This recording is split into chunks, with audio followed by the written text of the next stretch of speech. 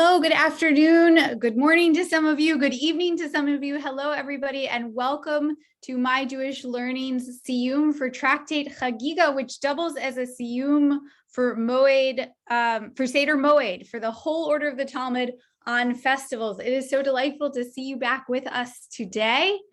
My name is Rachel Scheinerman, and I'm going to introduce our three scholars we're here to learn from.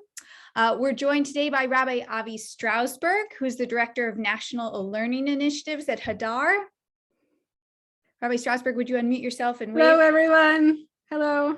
We're so glad to have you here. We're also joined by Rabbi Asher Lopatin, the spiritual leader of Kehilat Eitz Chaim in Detroit, Michigan. Hey, hi everyone from Motown. And in addition, we are joined by Rabbanit Dasi Fruchter, the spiritual leader of the South Philadelphia Shtibel. Hey, Mazel Tov, everybody.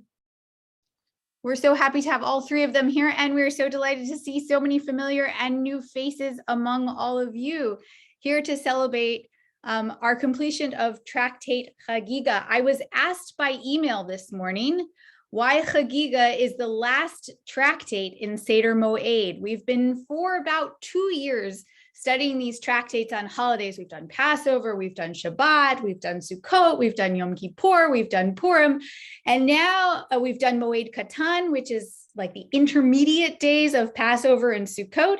And now we're landed on Chagigah, which is some general rules for the three pilgrimage festivals, not specific to Sukkot, not specific to Passover, but general rules for the pilgrimage festivals, which in and of itself feels like maybe feels like a little bit of a non sequitur at the end of the Seder.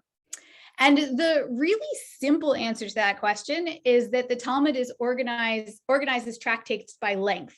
So Seder Moed starts with the biggest tractates, Shabbat and Eruvin, which are kind of one big tractate together, is where we start because it's so long, and then they get shorter and shorter and shorter, which is why our Siyyumim have gotten closer and closer and closer together.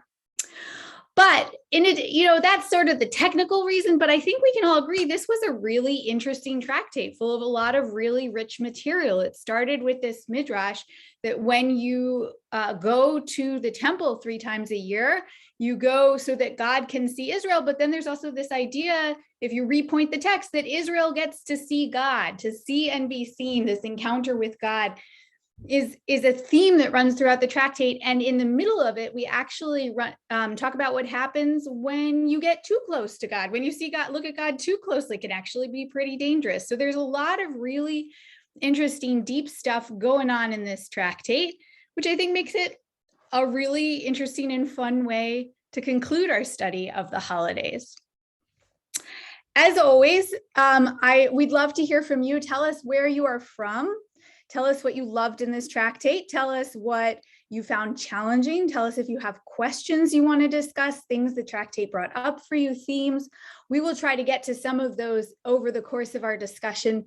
And also, as always, our three scholars have prepared a little teaching of something that really resonated for them over the course of the tractate. So as you are telling us who you are and where you're from and what you want to talk about, I'm going to invite the first of them to share her teaching. And please also, of course, you can respond to what she's doing as well. So Rabbi, where did we decide we were going to start? Dasi, right? Rabbi Fruchter, we're starting with you, right? Rabbi Lopatin is going to start us off.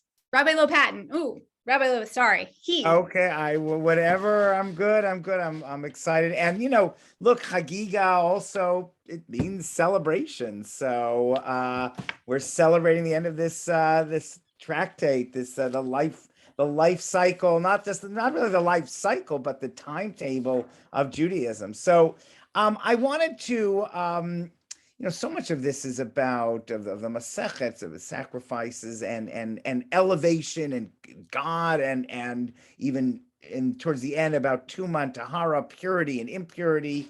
But there's also this sense of, because it starts with it talks about the males and all that, we can deal with that, but everyone's got to, in some ways, there's this idea of getting to Jerusalem to see God, to be seen by God.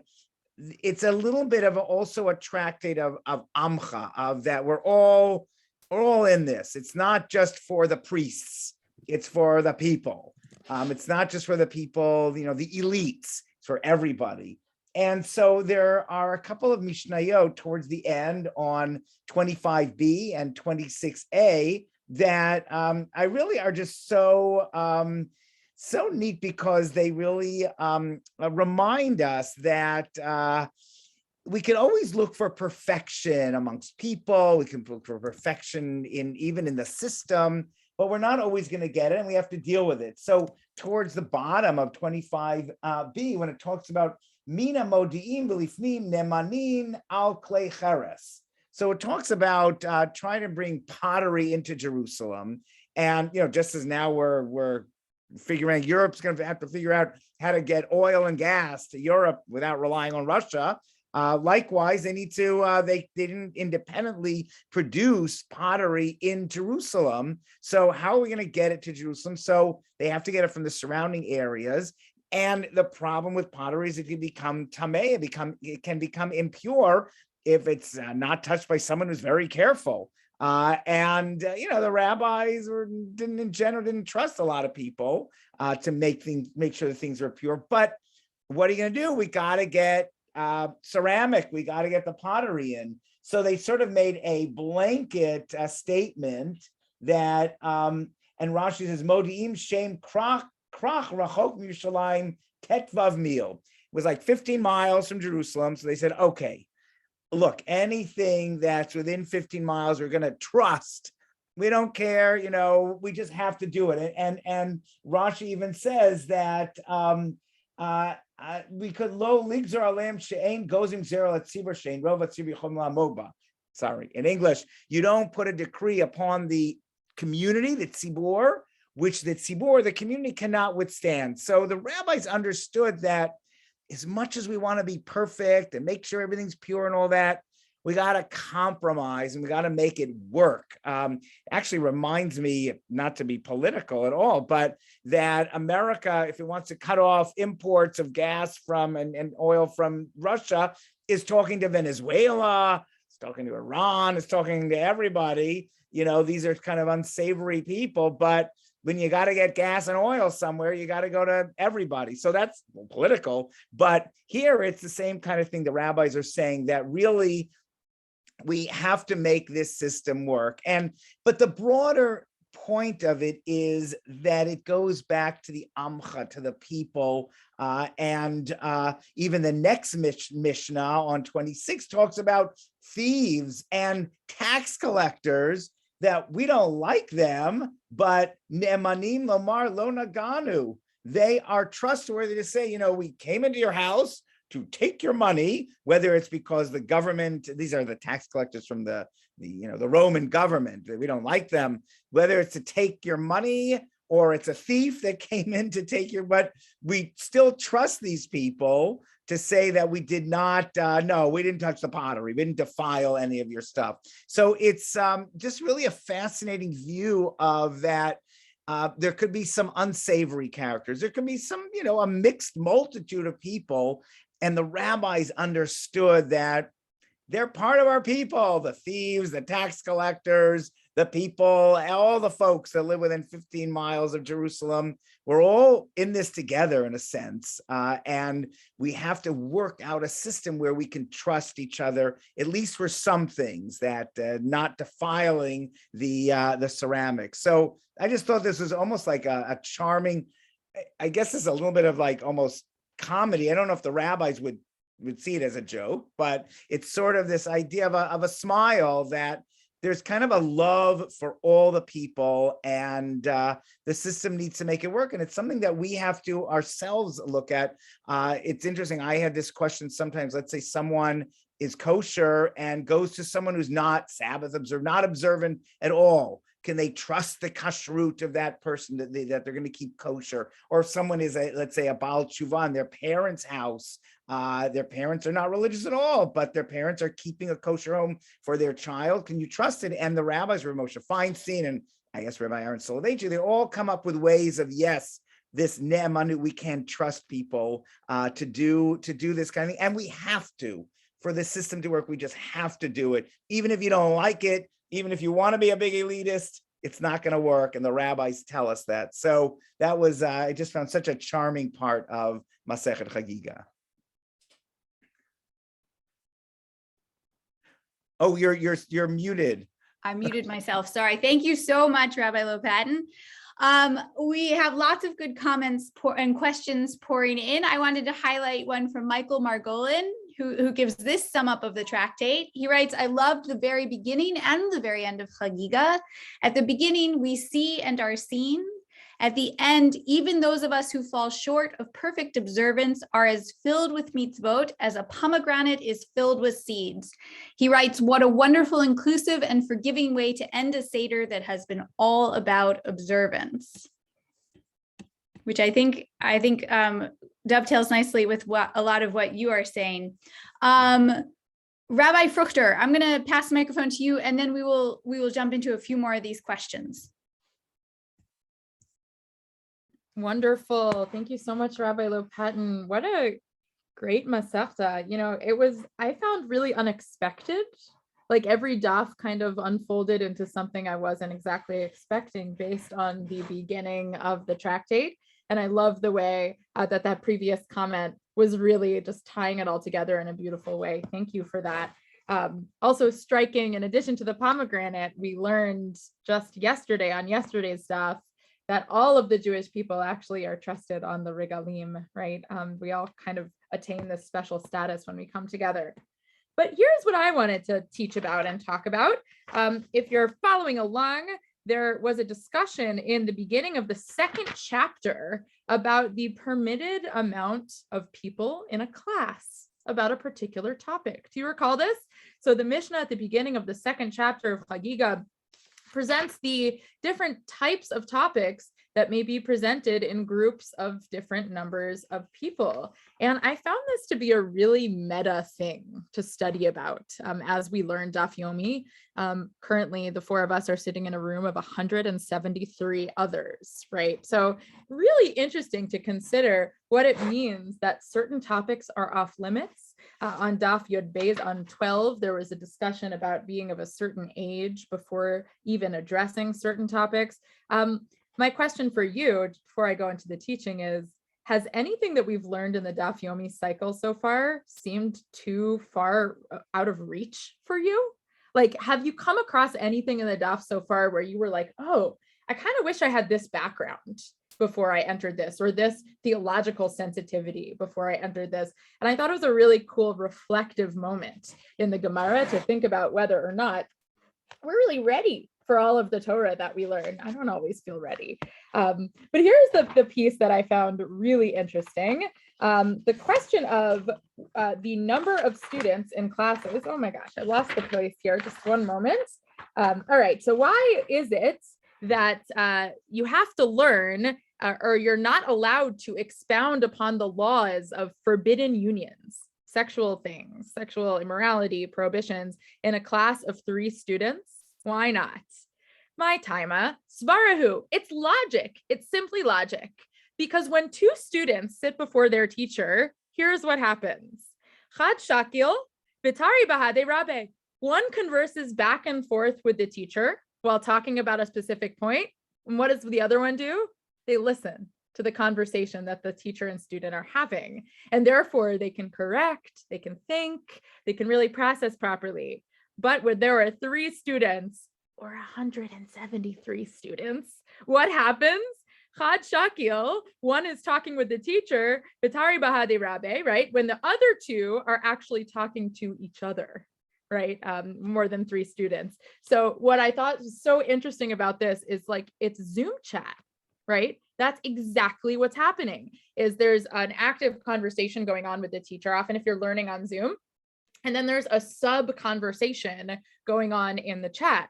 Now, that's not a problem, but the Gemara does think it is in particular when it comes to the laws of sexual immorality, because velo yade ma kamar abayhu, they're not going to know what the teacher is saying. And there are certain topics that have to be paid special attention to. They require full attention, because the Gemara says at this point, well, why don't we do this for the whole Torah? Why is it that for every single class we should disable the Zoom chat, right? We should, right? And the answer to the Gemara is no, arayos shani. Actually, the sexual prohibitions are different because we are particularly drawn to do the wrong thing.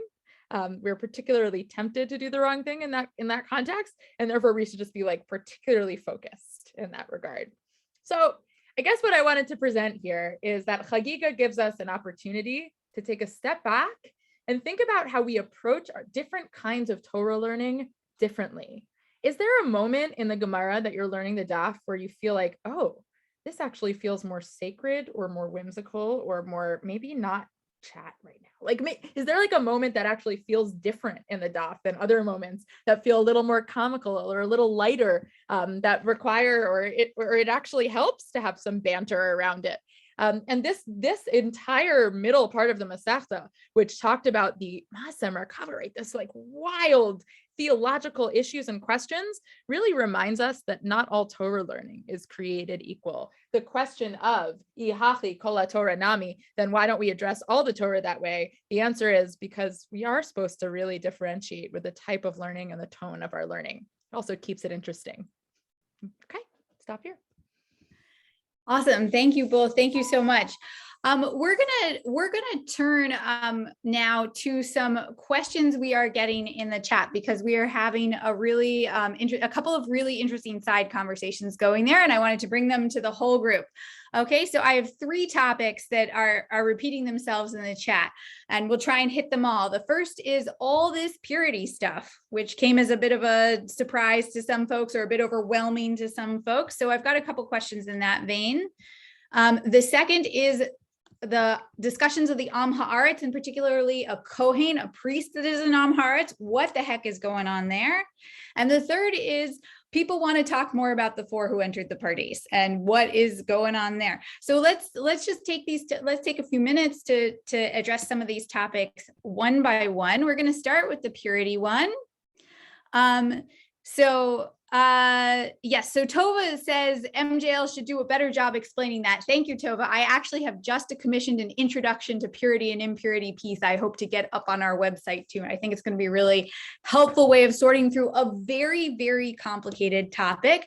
And if you stick with us for a long time, we're going to get to a whole Seder of the Talmud on purity and impurity. It was a huge part of the rabbinic worldview, one that has only a few echoes really in modern Jewish practice, but it is a very big deal for them and really framed their day to day. So we're aware of that, and we're gonna do our best to present it more clearly and do that and learn more about that with you. So a specific question from Janine Meyer here is, we talked in some of these pieces about degrees of impurity, right? If you have an object that's sort of inherently impure, like a menstruating woman, or a sheretz is like a dead, creeping, crawling kind of creature. Yes, I see Avi sort of squinching up at a menstruating woman is inherently impure. But again, impure is not a moral judgment. And it's not a disgust judgment really either. It is simply a matter of, is this object fit for temple and ritual purposes? So the question is about degree of impurity, because impurity can be communicated, right? If one of these inherently impure objects, an av tuma, comes in contact with another susceptible object, it can transfer the impurity, and then the next object is called a rishon. It has first degree impurity, and then it can transfer again, and the next thing that catches it has second degree impurity, and we can go up even to fourth degree, I believe. But now we're reaching the boundaries of things I am certain about, and I don't want to say things that are wrong. So I will throw this question to our experts. The question is, does higher degree of impurity mean worse impurity?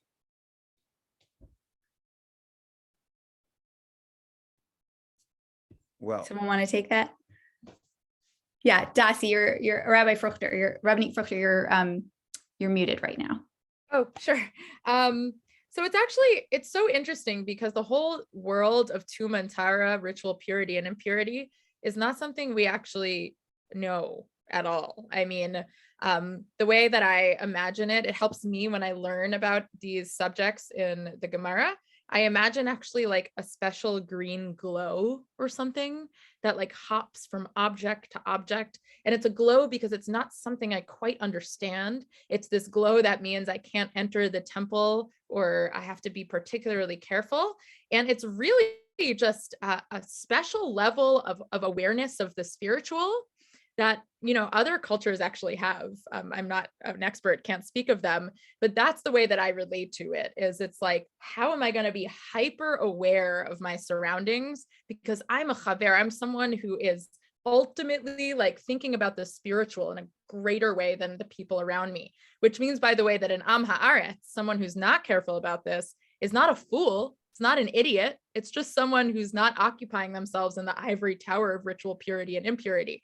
There is another way that that word is used, am haaretz, and that's elsewhere in the Gemara, but this is not that. As we saw in today's daf, a kohen, a priest, can also be not so careful about ritual purity and impurity.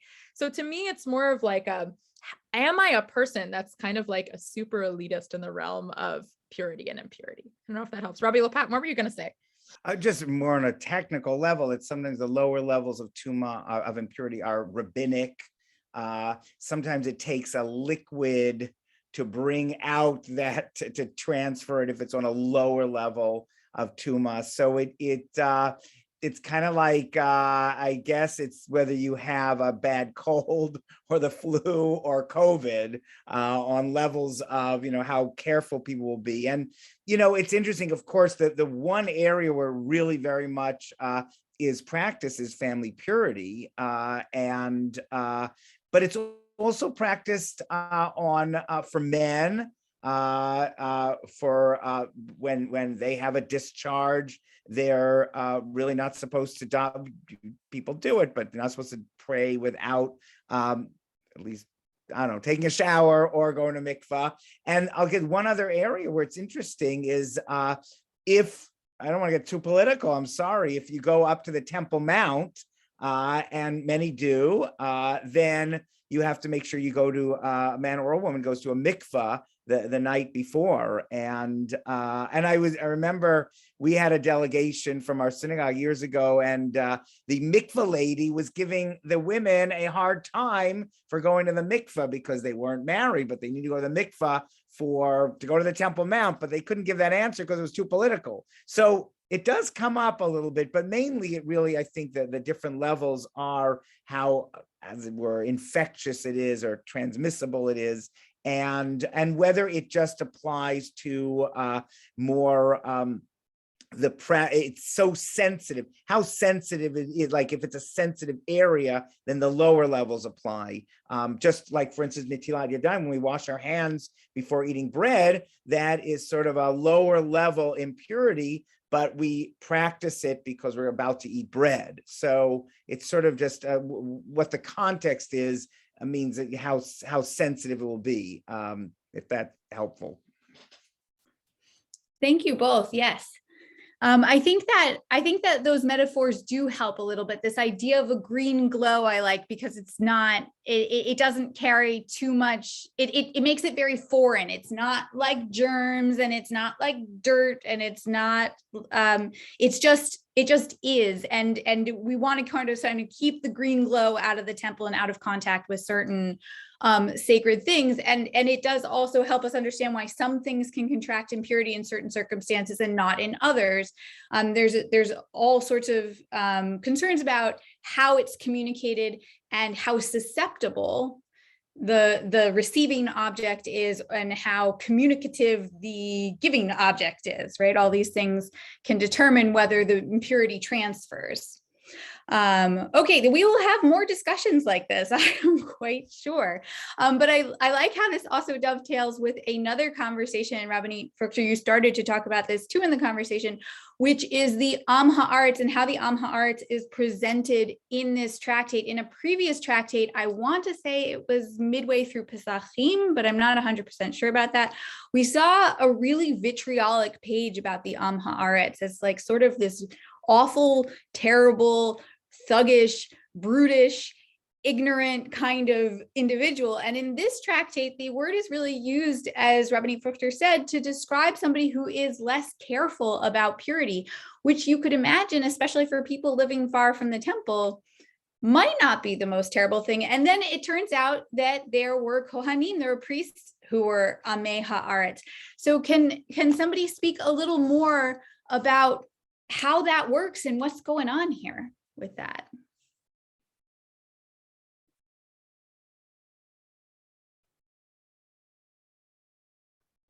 I've talked a lot, so I want to hear from Rav Avi or Rabbanit Dasi.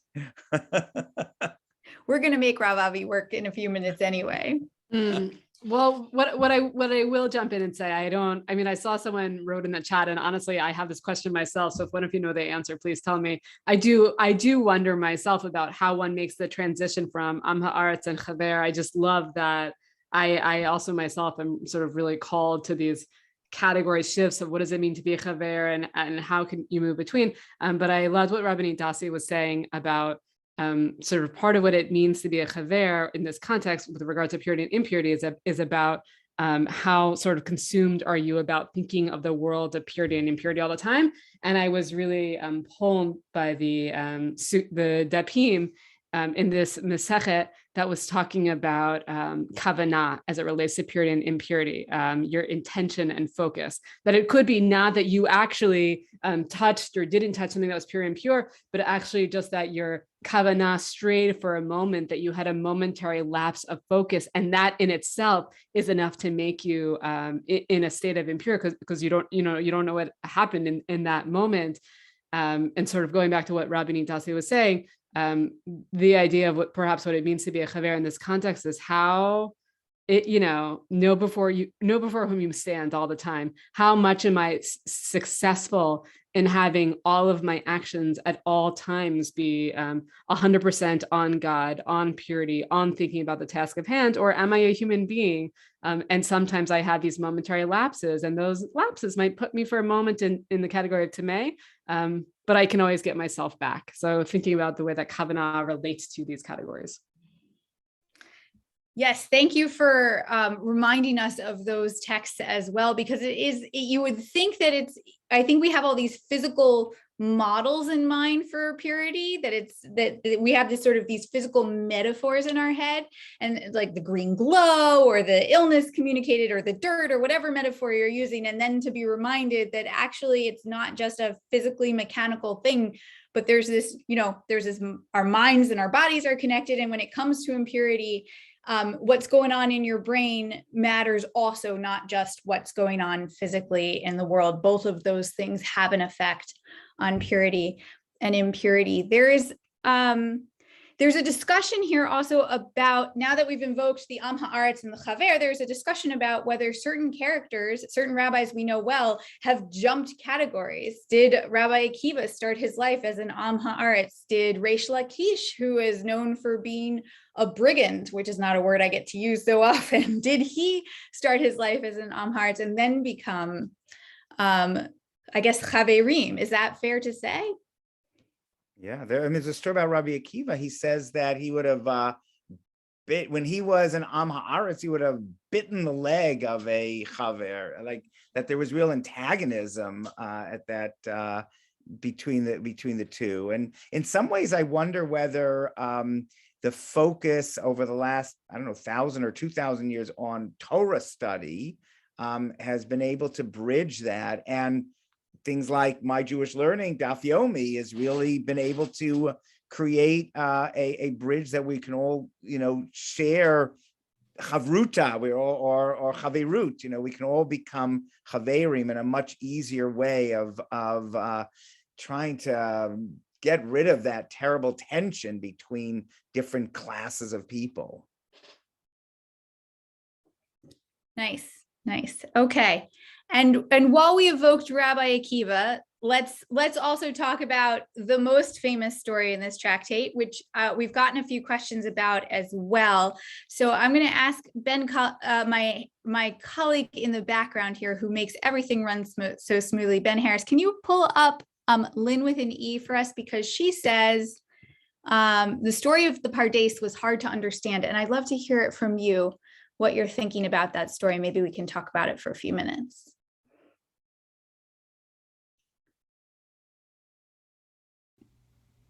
You want me to say Lynn, something? I want you. Oh my God. I like to cold call. Oh yeah, we had a rabbi come and talk to us about that story in our adult education class a couple of years ago, and I still just didn't understand it. And I got roped into that whole Aher story. It's just really hard to understand. It's what can I say? We call our study hall Beit Am Haaretz. So Lynn, what do you struggle with in that story? It's just the whole thing of like the, I don't even know. It's just so abstract. I mean, I majored in math and chemistry. I'm really good at stuff that's concrete. Do you know what I'm saying? It's like the whole notion of forbidden knowledge and what's, why did Akiva survive and he was okay? And why did somebody else go insane? And what is meant, with Aher or Elisha ben Avoya, was cutting down saplings, and there are several different allusions. I really got sucked in by him, man. That story would be a good Aaron Sorkin play. This is why I'm holding Rabbi Avi Strausberg's teaching for a few minutes, because we're going to go from here to her teaching, which is about that. So we're going to get to talk about that in a few minutes. Yeah, I mean, I would just be interested in whatever you guys, the experts, would have to say about that. I just, I don't know anything. All right, what do you guys think? What is the Pardes, and why does Rabbi Akiva make it through, and what happens to the other three, and why? I love the Pardes story. I just was teaching a sugya from Masechet Sukkah, which you have all learned, which maybe you'll remember. It's debating, how do we know the minimum measurement for the height of the sukkah for the schach is 10 tfachim? Where do we derive that from? And it says we derive that from the height of the aron, from the height of the ark containing, and that why? Because it was at this 10 tfachim, that's where God would speak to us, and that's where God would meet with us. So that's the place where we meet God, at this 10 tfachim. And that sugya over there in Sukkah is all about these two realms, that there's God's realm, the heavenly realm, and our realm, and that God never comes into our realm. We never go into God's realm. And where do we meet? Thank God we can meet, barely touching adjacent at the 10 tfachim at the height of the sukkah. So I have on my mind this idea of there being these two realms. There's this heavenly realm and our realm. And that part of the religious experience, I think, at least of mine, is always being in this state of longing, of trying to get a little bit closer, of trying to be able to access God, of trying to be able to touch God. But as Masechet Sukkah is teaching us, of not actually being able to cross over. And I feel like this Pardes story is just another example of that. It's an example of what happens when we get too close, what happens, when we cross a boundary, what happens when we cross into the realm of God, a story of yearning, and that sometimes maybe in some relationships, some boundaries are necessary to preserve. So why does Rabbi Akiva make it out and the others get harmed or hurt, or, Elisha ben Avoya ends up becoming a heretic? I don't know. But for me, that this whole thing is just continuing this tension of what it means to be a religious person, of you keep going further and further and further and closer, but that we can only get so far, we can only get so close. A different angle, a very different angle, would be seeing Pardes as entering the secular world, and secular studies and intensive secular studies, and who can, Jews come out very differently, especially when they were not exposed to it. But just seeing people, that sometimes they will, say they'll see the Torah doesn't have any meaning anymore. And others will their Judaism will be enhanced. And so you could see it as, how do we enter the Enlightenment, secular society, non-Jewish society, even studying other religions, how does it reinforce your Judaism? Does it make you go crazy? Or does it make you pull away? So sort of a very different possibility, but we see in reality that it really, everyone reacts differently when they take their Judaism and they mix it with the world around us. Thank you. Thank you. All right, Fruchter, do you want to add something here? Okay, I also was, this was not my first time reading this story this time around, but probably about I don't know, a bunch of times, but I was struck this time. I've always kind of wondered why Rabbi Akiva is the one who made it out too. And I was struck this time by the verse that's connected to him in the story. So as they are going into the Bardays, he actually says something to the other three. He says, when you reach the pure marble stones, do not say water, water, because it is stated, and this is a quote from Psalms, he who speaks falsehood shall not be established before my eyes. It's this very sort of cryptic thing that he says to his colleagues. But what I think is going on, and of course is open to interpretation, but what I think is going on is that he is already anticipating what they're going to see when they arrive at God's palace. And they're going to see the stones of the palace, but they are going to be so bright and shiny, they're going to think that it's water. And he's warning them, don't say that because you'll be saying a falsehood, and you don't want to say a falsehood in the presence of God, right? So what I read in between the lines there is that Rabbi Akiva has this incredible imagination, that he's able to imagine things beyond his own world. And that really fits, I think, also with Rabbi Akiva's personality and his incredible imagination with Jewish texts and Jewish interpretation, and that kind of expansive mind, that once in a generation mind, that kind of Einstein-like mind that can imagine things way beyond the world we're in and imagine them in ways that are real. I think that is what enabled him to navigate the presence of God. That's my 2 cents on that, but it's a really rich story with so many possibilities. Of course, Rabbi Akiva made it through, but the other 3 did not. We have the Shimons, one of them goes insane and one of them just dies on the spot. And then we have Elisha ben Abuya, whom the Talmud refers to most of the time simply as Acher, that other one. We don't even use his name because he becomes a heretic and he cuts off the shoots. And I know that's what Rabbi Strausberg brought to speak to us about today. So Rabbi Strausberg, I'm going to hand it over to you now. Thank you. Okay, I just shared, if you want to see the text in front of you, I just shared a source sheet in the chat, but you also can just stay with me, only if you're a visual learner. Yes, Elisha ben Abuya, I am always so drawn by his story. I think in part because he is called Acher. We actually learn in Chagigah, we see the story in which someone gives him the name Acher, that he's called other after he does this rebellious action. I always personally insist on not calling him Acher, of calling him Elisha ben Abuya. I feel guilty when I call him Acher, because it's the literal act of othering him, as though I am myself. When I call him Acher, I'm pushing him out. And so I try not to do that, even though obviously that's how he's known. I want to remind us of one of the, there are so many pages on Elisha ben Abuya's story, forgive me. I want to remind us of one of the episodes of his story that was both violent and disturbing, but also painful. So well, if you want to go into the chat, into the source sheet, we're on 15a, and just reminding you that after Acher has this moment of heresy where he says perhaps are there two forces in the heavens, are there 2 gods, this Bat Kol comes out and says, everyone, quoting from Jeremiah, says, return rebellious children, shuvu banim shovevim chutz me'acher, right? That after his act of heresy, this voice comes out, the divine voice, the Bat Kol comes out and says, there's tshuva, there can be return from everyone except for Acher, except for Elisha ben Abuya.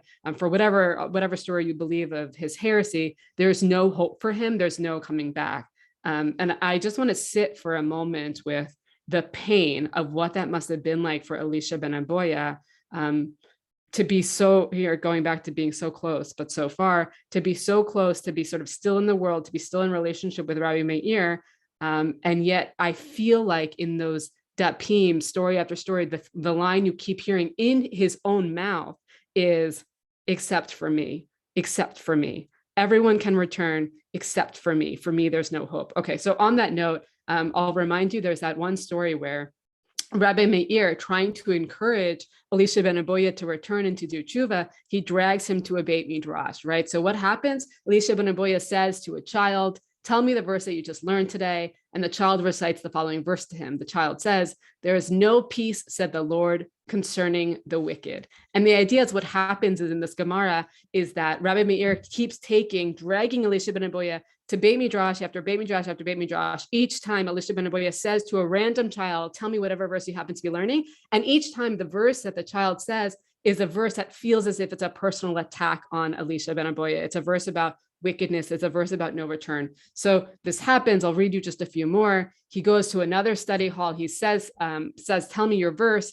And the child says back to him from Jeremiah, for though you wash with soap and you take much of it, your iniquity is marked before me. Another Beit Midrash, another child, the child says, and you spoiled one, what are you doing that you clothe yourself with scarlet, that you deck yourself with ornaments of gold, that you enlarge your eyes with paint? In vain, you make yourself fair. So one after another, Rabbi Meir is trying to convince Elisha ben Aboya to come back. One after another, I have to believe that Elisha ben Aboya is asking the child as though it's like an act of, is there any hope? Can I come back? Can I, in the child, find some hope? And each time there's this damning response where the child says back a verse that's a personal attack. This happens 13 times. After he goes to 13 B'tei Knesset, 13 places, all the children, and finally he gets to the last one, and the child recites the verse to him, Ve'lerasha, to the wicked one, Amar Elohim, Malacha l'saper chukai,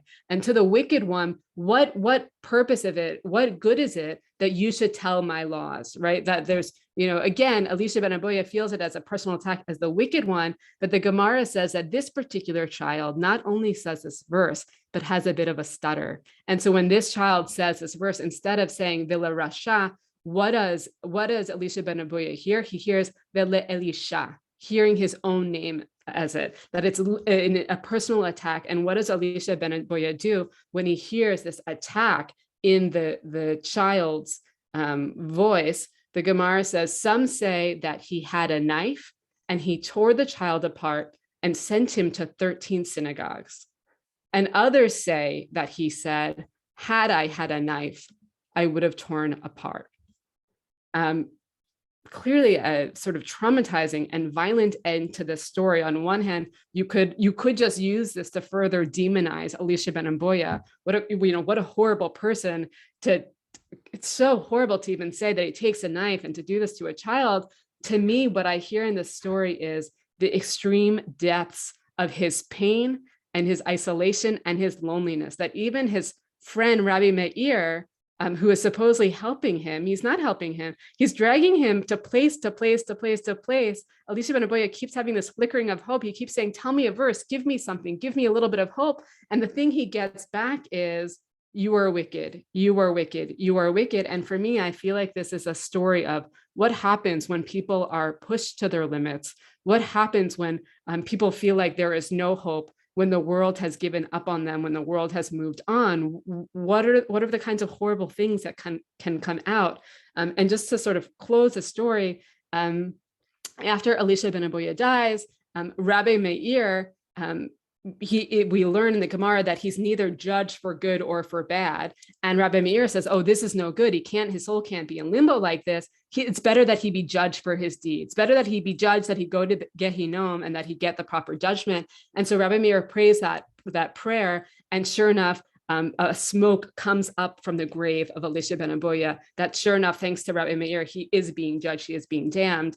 This amazing part in the Gemara, Rabbi Yochanan then says, was this mighty of him to burn his teacher? Rabbi Yochanan judging Rabbi Meir, was this mighty that he burned his teacher? Could it be that there was one among us and we could not save him? If we hold him by the hand, who will remove him? who? That Rabbi Yochanan, I think, really calls us all and calls even his friend Rabbi Meir to task and says, wasn't there more we could have done for Elisha ben Aboya? We just othered him. We called him Acher. We washed our hands of him, and then we left him to whatever deep sadness and loneliness. And the best Rabbi Meir could do for his teacher is to call him to judgment. If we had just held his hand, if we had just believed in him, couldn't we have brought him back? So I just want to end that note on sort of a hope and blessing that we should be a little bit more like Rabbi Yochanan in the story, to always believe in people, to try to see the pain that they're going through, and hopefully to be the ones to help them find a way back, even when that path is hard for them to see. Thank you so much. So moving, so much moving material in this tractate. It's time for us to wrap it up though, because we have a new tractate happening tomorrow, believe it or not. Rabbi Strausberg, we're gonna rely on you also to teach us the last few pages of the last few lines, I should say, of this sugya. We've got a comment from Danny Weininger about a little piece on the last page today that we didn't have a chance to write about in the newsletter that I also thought was lovely. So I thought I'd just share it with you. Above the last few stories, the last few comments about who can walk through fire and why, there's a comparison. There's a line that is found throughout the Talmud that in an era after the temple, the table in one's house becomes like the altar, and that is what atones for one's sins. That we no longer have the altar in Jerusalem, but now we have our tables, and we are sort of like priests and Levites at our own tables every day. And that is a really beautiful image. So thank you for bringing that to our attention from the last page. And now we'll zoom right forward to the very last few lines. Amazing. So as we read these last lines, I want to keep Rabbi Asher's teaching and Rabbanit Dasi's teaching, and I want to keep Elisha ben Aboya in mind, thinking about Elisha ben Aboya, thinking about the ones we've pushed out, thinking about the Am Haaretz of this tractate as we read these last lines. Amar Reish Lakish, Ein or shel Gehenom sholetet b'foshei Yisrael. Reish Lakish says the fire of Gehenna doesn't rule over the sinners of Israel. Kal v'chomer memizbach hazahav. We learn this by inference, this type of inference from the golden altar. Ma mizbach hazahav she'ein alav ele ke'ovi dinar zahav. Just like the golden altar, it only has this thin protective coat of gold protecting it. Kama shanim ein ha'or sholetet bo. But even so, it only has this thin protective layer of gold. Still, the fire doesn't control it, that the altar can be surrounded by fire and it's not damaged by it, even though it has barely a protection. Poshei Yisrael shmelein mitzvot kerimon. So too, the sinners of Israel, even those who have gone astray, even those who are wicked, those who have transgressed, they are still of value. They are still protected. They are filled with mitzvot like a pomegranate. Dichtiv, as it's written, kefelach harimon. Rakatech al tikre rakatech ela rekanim shabach. Quoting this verse, that your temples, the heads of your temples, meaning like your physical head, are like a pomegranate split open, to say it's a verse about beauty, to be as beautiful as the insides of a pomegranate. Don't read it as rakatech, your temples, rather read it as the word rekanim, your empty ones. That even your empty ones, even the ones of us that make mistakes, that don't have proper kavanah all the time, that are the Am Haaretz, that have a bit of Elisha ben Aboya inside of us, those of us that have been othered, we too are like these pomegranates that are opened up with all of the seeds to be seen, alachad b'kama kama kama, all the more so us. And so just ending with this beautiful imagery of inclusion of all of us. We have to find those ways back. We have to find those second chances, that we are the golden altar that can make it through the fire. We are the pomegranate, that even with the things we've done wrong, we still have this so much beauty inside. Beautiful. Thank you so much. Now let's take it home with some blessings. Rabbanit, Fruchter, are you up for doing the Hadran for us? Yeah. And Rav Strausberg, I was just imagining how much pomegranates are in this room right now, how many seeds, right, spilling out in between the Zoom boxes. So beautiful. As we conclude an entire Seder of the Gemara. It's incredible, Seder Moed. Just before I start the Hadron, if you could use your hand raise feature, who here is completing the Seder Moed in addition to the tractate? I would love to see if you just want to use your hand raise. Yes, bring them on, bring them on. I love seeing those numbers. Beautiful, so exciting. Ah! Okay, get the pepper out. It's very good. Beautiful, keep them coming. So lovely as we start the Hadron. So I'm going to say Hadran alach Masechet Chagigah for the tractate, but also for the entire Seder as well. Hadran alach Masechet Chagigah v'Seder Moed v'Hadrach alan. Datan alach Masechet Chagigah v'Seder Moed v'Datach alan. Lo nidnishei minach Masechet Chagigah v'Seder Moed v'lo tidnishei minan. Lo ba'alma hadain v'lo ba'alma hadad da'aseh. Yehi ratzon milfanecha Adonai Eloheinu v'Elohei Avosenu. Shetehe torascha u'manotenu ba'olam hazeh. Utei Imanu L'Olam Haba, Chanina Bar Papa, Rami Bar Papa, Nachman Bar Papa, Achi Bar Papa, Abamari Bar Papa, Rafram Bar Papa, Rachish Bar Papa, Sorcha Bar Papa, Ada Bar Papa, Daru Bar Papa. Ha'arev na Adonai Eloheinu, sweeten for us, our God, et divrei Torascha b'finu, the words of the Torah in our mouths, u'befifios amcha beis Yisrael, and in the mouths of all of your nation, Israel. V'niyat kulanu anachnu v'tzatzeinu v'tzatzei amcha beis Yisrael. Kulanu yodei shemecha v'lamdei Torasecha. May we all know and learn your Torah. May oivai techakmeni mitzosecha ki li'olam hili. Yehi libi tamim b'chukecha. May our hearts be perfect or complete in your laws. Laman lo evosh le'olam lo eshkach pikudecha ki bamchi yisani. Baruch atah Adonai lamdeni chukecha. Amen, amen, amen. Selah va'ed. Modim anachnu lefanecha Adonai Eloheinu v'Elohei Avosenu. We are grateful shesamta chalkenu miyoshvei beis hamedrash, that we're able to come here to learn today. V'lo samta chalkenu miyoshvei kranos. She'anu mashkimim v'heim mashkimim. Anu mashkimim l'divrei Torah v'heim mashkimim l'dvarim b'telim. We wake up and we're ready to learn. We're ready to do something of significance. Anu amelim v'heim amelim. Anu amelim v'makablim schar v'heim amelim v'einu makablim schar. We see the results, the good consequences of our learning. Anu ratzim v'heim ratzim. Anu ratzim l'chai olam haba v'heim ratzim l've'er shachas shenemar. V'ata Elohim toridim l've'er shachas anshe dami v'mirma lo yachasu yamehem v'ani aftach bach. Finally, the Yehi ratzon. Yehi ratzon lefanecha Adonai Elohai. May it be your will. Kishem she'azartani l'sayim Masechet Chagigah v'Seder Moed. As you've given us the help and the support to conclude this tractate and the entire Seder Moed. Give us the strength to start again tomorrow. To learn and to teach, to keep, to do, fulfill, as all of the words of your Torah with love. The merit of all the other Torah scholars standing in front of me.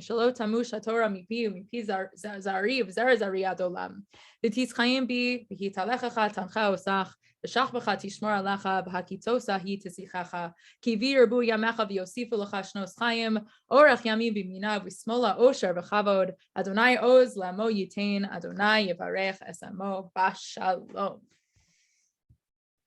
Amen. Thank you.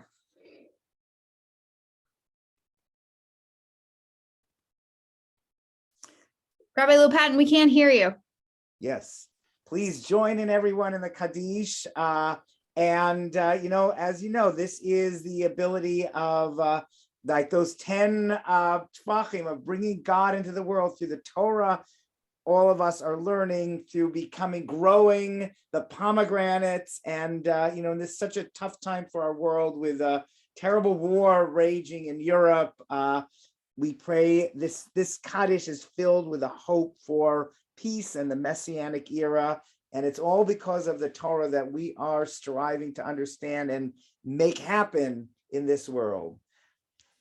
Yitkadal v'yitkadash shemei Rabba ve'alamadu atidin charata ulachaya meitaya ulasaka yaton l'chay alma ulemivna karti d'Yushalem ulashach l'la hechale begava Lume'aker puchana nuchra min ara, ulatava puchana dishmaya la'atra, liamlich kutsha brichu machutei vikarei, v'chayechon v'imechon v'chay dechol beit Yisrael, ba'galav izman kariv v'imru amen. Yehei shemei Rabba mevorach le'olam omel maya, yitbarach v'yishtabach v'yitpa'ar v'yitramam v'yitnasei, v'yithadar v'yit'aleh v'yit'alal shmei d'kudusha barichu, le'elam min kol berchata v'shirata, tuj berchata v'nechamata, damiram be'alma v'imru amen. And since this is a Kaddish to Rabbanan, this is a blessing for all those learning Torah, Yisrael, all those really the broadest view of who is included, including everyone in the learning of Torah. Al Yisrael v'Rabbanan v'al Talmidei Hon v'al Kol Talmidei Hon v'al Kol Man Daskim B'Oraita v'Batra Hadeim v'B'Chol Atar v'Atar, in every place. Yehi Lahon Ulachon Shlamara B'China V'Chisa V'Rachamei V'Chayei Richei Mezonei Revichei U'for Kana Min Kodam Avahon D'Vishmai V'Ara V'Imru Amen. Yehei Shalom Rabba Mishmaya Chaim Tovim Aleinu V'Al Kol Yisrael V'Imru Amen. Oh, say Shalom B'Ramav V'Yaseh B'Rachamav Shalom Aleinu V'Al Kol Yisrael V'Imru Amen. May God, who makes peace in the heavens, come be part of our world and make peace in our world in the merit of all the Torah we're all studying, and let us say Amen. Amen. Amen, amen. Thank you so Amen. much. And good night to Seder Moed. And as one of you clever people noted, today is actually International Women's Day, which is perhaps a great day to get ready for tomorrow when we start Seder Nashim, all about women. So we will spend a year there, and we can't wait to see you then. Bye, everybody. Mazel tov, Yasher Koach. Bye. Thank you.